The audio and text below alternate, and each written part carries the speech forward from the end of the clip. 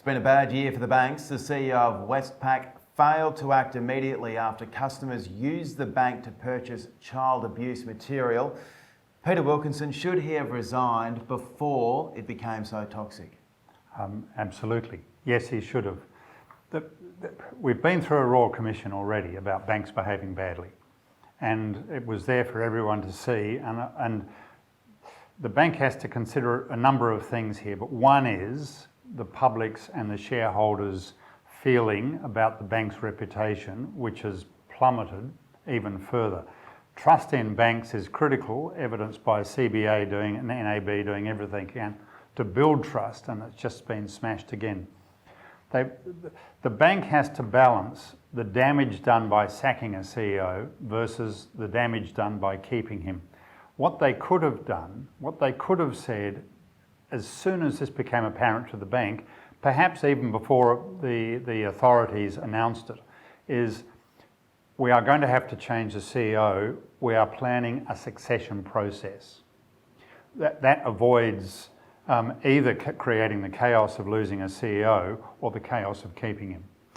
What role does the board play in all of this? How are they held to account? So you don't want a situation where a board interferes with the management of a company. That's a no-no. The board's job is to design the strategy and a number of other things, but a board's job is to protect the financials of the organisation and the reputation of an organisation.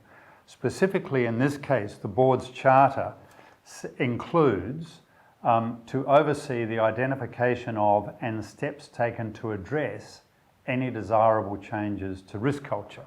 So in the board charter there is a very specific brief to look after that, and there is a risk and compliance committee whose job it is to oversee this, and within the bank there is a chief risk officer. And then there's the relationship between the chief risk officer, the CEO, and the risk and compliance committee, and ultimately the board. So everyone's culpable to some degree. It's a matter of working out who. I would be amazed if the risk and compliance committee survives in its current form.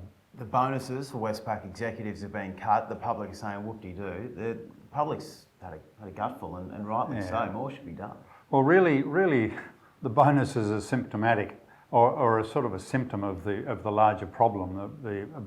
Because the top bank executives are paid so much that it creates a perception problem anyway. But the bigger issue is the failure of the bank to manage this particular crisis. The critical thing in a crisis is you've got to act nimbly. You've got to get ahead of the story. Right now, I can't imagine the panic inside the board at the moment, and maybe even the argument inside the board because of the disunity created as they argue against how do we manage a transition, how do we get rid of the people who are culpable, how do we protect the reputation of the bank. And because they failed to manage this right at the beginning, they're on catch-up time now, and the longer it continues, the longer the damage being done. Westpac, slow to respond. The royal family, pretty quick to respond after the car crash interview from Prince Andrew, stood down from royal duties. There was really no other option, but there's a bit to go in this story, you'd imagine. Yes, well, Prince Andrew is fascinating because everyone's sort of fascinated by the inner workings of the firm.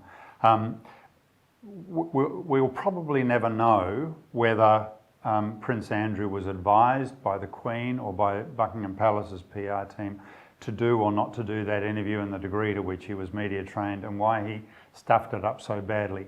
But to the firm's credit, they've pulled the pin on all his duties and very much hidden him, cancelled his birthday party and a variety of other things. So he's very much sin-binned in a way to try and garner back some of the reputation of the monarchy. Yes, it's they're in a very difficult position given that you've got an election on at the moment and so on.